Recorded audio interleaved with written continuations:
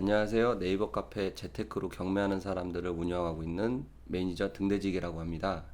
오늘은 제 소개를 하고 지금 현재 내가 투자하고 있는 방법에 대해서 간략하게 조금 설명을 드리려고 해요. 제가 부동산을 시작한 지는 지금 한 10년 조금 더 넘었는데, 처음에 이제 부동산 투자를 시작한 이유 중에 하나는 저 역시도 자영업을 하고 있었고 직장인들보다는 소득은 더 많았어요. 근데 소득의 문제가 아닌 자영업을 하면서 뭔가가 내가 채울 수 없는 부분들이 있었기 때문에, 뭐 여러 가지죠. 경제적인 부분과 그리고 자기 생활, 그런 부분들이 자영업으로 내가 사업을 하면서도 그게 다 충족이 안 됐고, 불로소득으로 말 그대로 진짜 투자를 해서 내 자산이 증식될 수 있게끔 내가 일을 안 해도 벌 수 있는 방법을 찾은 게 부동산 투자였고, 부동산 투자 안에서 부동산 경매를 이제 또 관심을 두게 된 거죠.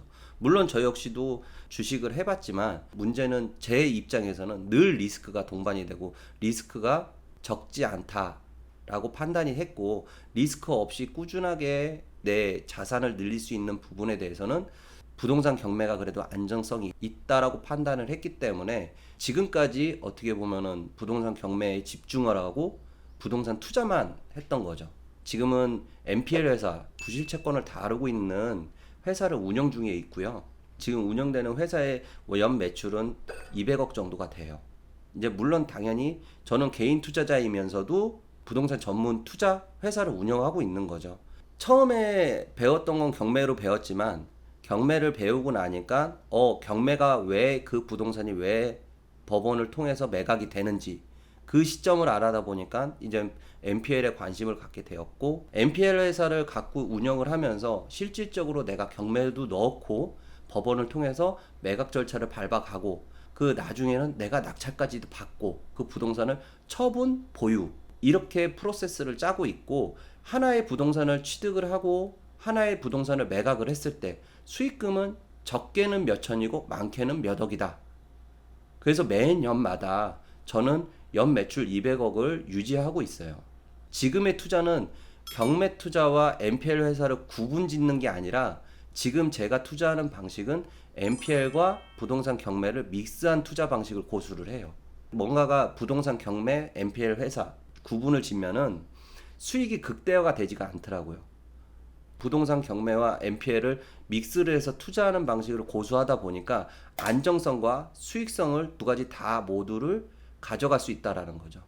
처음 투자를 시작하시는 분들에 한해서는 쉽게 접근할 수 있는 부분은 아니지만, 제가 말씀드리고 싶은 거는 부동산 투자를 해야 되는 이유와 매력에 대해서 조금 설명을 드리고 싶은 거죠. 리스크를 적게 하려면은 시세보단 무조건 싸게 사야 돼요. 근데 시세보다 싸게 살 수 있는 거는 부동산 경매다. 부동산 투자를 왜 해야 되고 부동산 경매가 그래도 안전성이 있다라는 걸 계속 강조를 드리는 거예요. 경력도 쌓고 경험을 쌓았을 때는 저만큼의 지금 이 프로세스로 전환을 할 수가 있다.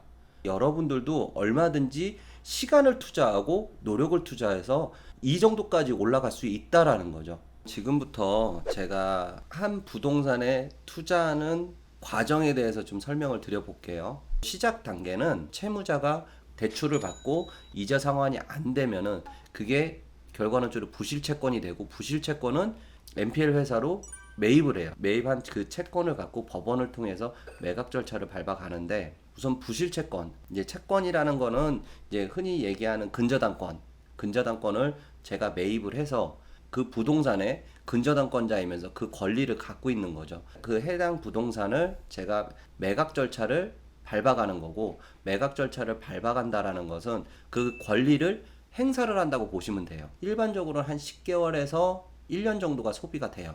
대출 금액이 있고 이자가 발생되잖아요. NPL 회사는 그 부동산이 매각을 해서 원금 플러스 이자에 대한 부분을 법원에서 배당 수익을 받게 되는 구조예요. 제가 투자하는 방식은 부동산 경매와 NPL 회사를 믹스해서 투자하는 방식이라고 제가 말씀을 드렸어요. 우선은 NPL 회사에서 발생되는 이자도 수익이고, 매각 절차를 밟아가고 나서 매각 기일날 그 부동산을 내가 취득을 해서 보유해 갖고 나중에 향후 처분해서 매매 차익까지 보는 수익을 목적으로 해요. 낙찰을 내가 못 받는다 하더라도 NPL 회사에서 받는 배당 수익으로 끝나는 거고, 만약에 내가 취득까지 해서 그 부동산이 매각이 됐다라고 하면은 매매 차익까지도 한 부동산에 수익 구조를 두 가지를 만들어 가는 거예요. 수익 구조가 두 군데다 보니까 그 수익금은 적게는 몇 천이고 많게는 몇 억씩 된다. 이 NPL 회사의 리스크는 뭐냐면은 낙찰가율이 빠졌을 때의 리스크가 발생되는데, 내가 직접 들어가서 낙찰까지 받는다라고 하면은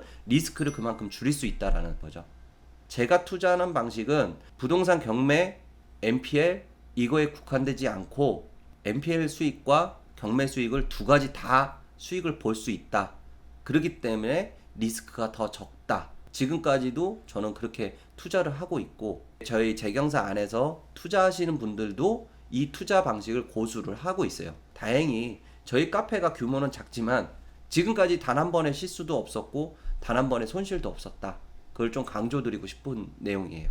저는 항상 투자를 할 때 다른 분들한테도 마찬가지로 제가 투자한 거에 대해서 증명을 해요. 그 결과물이 좋은지 안 좋은지는 이 영상을 보시는 분들이 판단하면 좋을 것 같아요. 다음 시간에는 제 투자 방식에 대해서 투자 사례들을 갖고 조금 풀어드리는 시간을 가져볼게요.